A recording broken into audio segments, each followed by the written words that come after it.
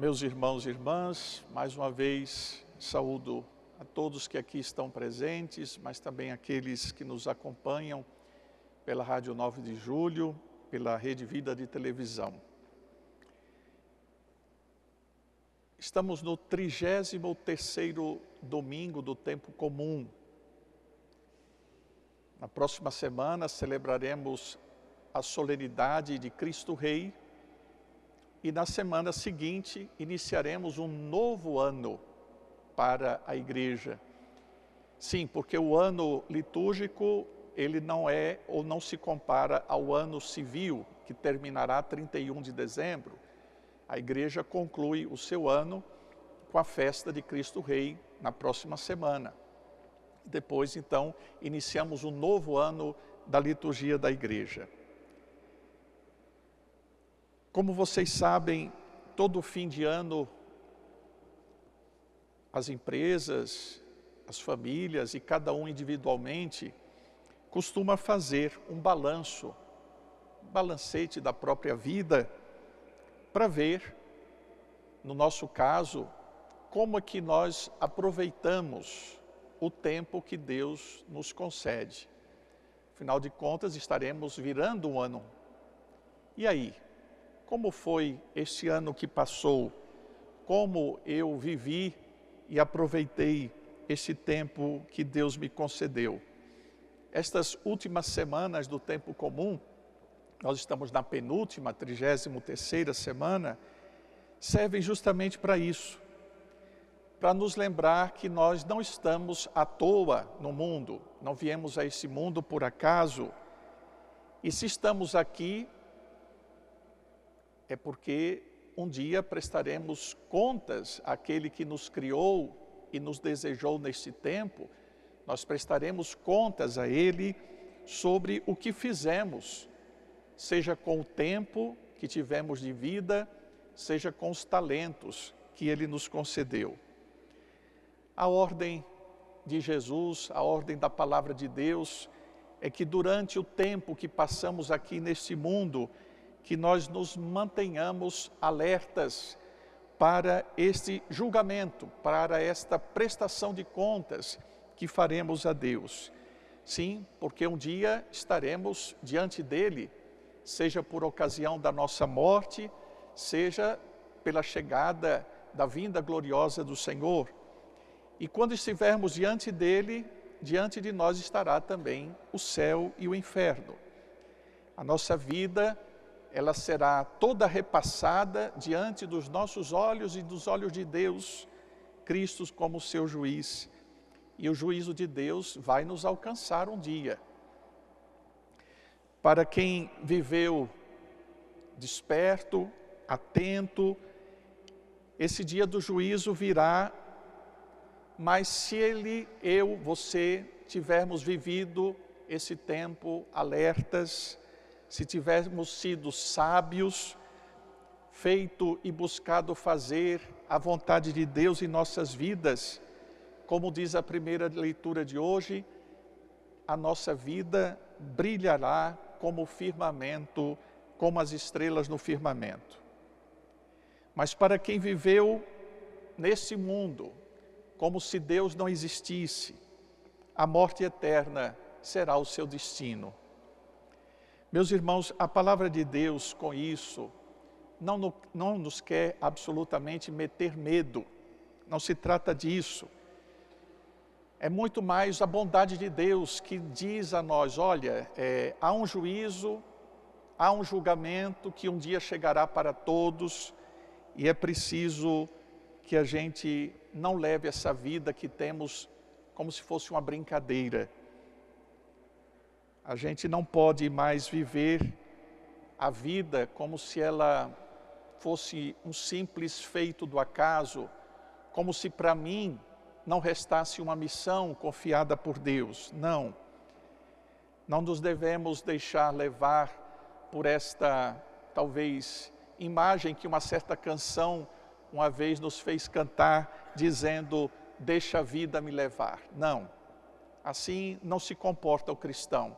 Não é deixando a vida levar, mas é fazendo da vida e dando a ela um sentido, não queremos viver em vão, não queremos viver sem sentido, viver de forma alienada. Isso não nos ajudará a nos salvar. Na primeira leitura de hoje, nós ouvimos a profecia do profeta Daniel. Ela é um grande convite para que o povo, em tempos muito difíceis e de muita provação, que esse povo se mantivesse fiel a Deus. Eu acho importante que a palavra de Deus, ela relate, ela narre esses momentos difíceis pelos quais passou o santo povo de Deus. Porque às vezes na cabeça de muitas pessoas existe aquela ideia que é um erro muito grande, que do fato de eu ser filho de Deus, amigo de Jesus Cristo, discípulo de Jesus, participar da igreja, que eu estou isento de sofrer dificuldades e passar por sofrimentos. É claro que isto não confere e não é verdade. Infelizmente, há muitos por aí que vendem essa ideia de quem está com Deus não passa aperto e não sofre. Bastaria olhar para a vida de Jesus e nós veremos que isso não confere. A palavra de Deus está aí justamente para nos dizer o contrário. O tempo do profeta Daniel foi um tempo dificílimo para o povo de Israel. O povo vivia exilado e agora sob a tutela de um terrível rei, que era o rei Antíoco. Era um rei pagão e esse rei massacrou o povo de Israel até a sua última possibilidade. Pra vocês terem uma ideia, ele mandou colocar até uma estátua de um ídolo pagão dentro do templo de Jerusalém. Quer dizer, massacrava de todas as maneiras, moralmente, economicamente, enfim, era terrível o tempo que esse homem dominou a região onde estava o povo de Israel. E é vivendo sob essa monarquia terrível que a fé às vezes esmorece. Vocês sabem, quem aqui já passou ou está, quem sabe, agora passando por um momento muito difícil da vida, às vezes a gente fica enfraquecido na fé, perguntando, por exemplo, onde está Deus? Será que Deus não está vendo esse sofrimento? No caso lá do povo, na época do profeta Daniel, eles perguntavam, mas cadê Deus que não está vendo tanta gente morrer, tantos mártires, tanta destruição, tanta idolatria? E o povo o tempo todo pergunta, onde está Deus? Vejam, às vezes a vida questiona a fé. E a resposta que o profeta dá a esse povo que está fraquejando, vendo tudo acontecer de mal à vida deles, o profeta então faz uma belíssima profecia. Anuncia a chegada de um tempo de salvação, inclusive para os que já morreram, mas sobretudo para aqueles que se mantiveram fiéis, mesmo nesse tempo, a garantia de brilharem na eternidade. Eu sei que, às vezes, nem sempre ouvir alguém dizer que dias melhores virão, que a gente vai passar por tudo isso, que a gente vai superar tudo isso. Às vezes a gente ouve, mas aquilo não é suficiente para a gente crer. Porque vocês sabem, não é tão fácil assim superar momentos de crise. Mas para nós só resta esse caminho. Crer e ter esperança. Crer na promessa de Deus. E quem está experimentando na carne, muitas vezes não se convence facilmente. E é por isso que o grande chamamento da palavra de Deus é que nós permaneçamos fiéis, permaneçamos vigilantes e resistindo, mesmo que a fé diminua, mas resistindo ainda naquela pequena chama que fumega em nossos corações. E do mesmo jeito que o profeta Daniel estava ali, ajudando o povo a superar aquele momento difícil, falando da vitória confiante de Deus, agora a gente ouve também o Evangelho, falando da volta do Filho do Homem, e explicando como se deverá esperar essa sua chegada, que consistirá em justamente reconhecer que Deus está se aproximando, que Deus aos poucos está chegando, Ele está ficando mais perto. E aí Jesus diz, do mesmo jeito que a gente reconhece que uma árvore está próxima a dar frutos, no caso aqui a figueira, quando está mudando as folhas, que a gente deve pensar também que talvez quando chega aquele tempo do inverno, que parece que a planta morreu, mas que depois novas folhas verdes vão surgir e uma vida nova poderá dali surgir. Pois bem, é essa esperança que Deus quer plantar em nossos corações, sobretudo para quem, por acaso, está vivendo um momento difícil, de crise, de perseguição, de não compreensão. Hoje também, como eu falei no início, segundo o desejo do Papa Francisco, nós estamos celebrando o 8º Dia Mundial dos Pobres. Para essa ocasião, como tem sido nesses últimos 8 anos, o Papa escreve uma bela mensagem. Eu convido a todos vocês, chegando em casa, quem tiver acesso à internet, dá uma olhadinha na mensagem do Papa para o Dia Mundial dos Pobres. Vale muito a pena ler. O título é esse: A oração do pobre sai de sua boca e vai direto aos ouvidos de Deus. É um versículo do livro do Eclesiástico. E aqui, nessa bonita mensagem, o Papa sugere 3 coisas. Ele faz um alerta, ele faz um convite e ele propõe uma ação concreta. O alerta que o Papa faz é para aquilo que os nossos olhos veem. Há um aumento crescente no número de pobres.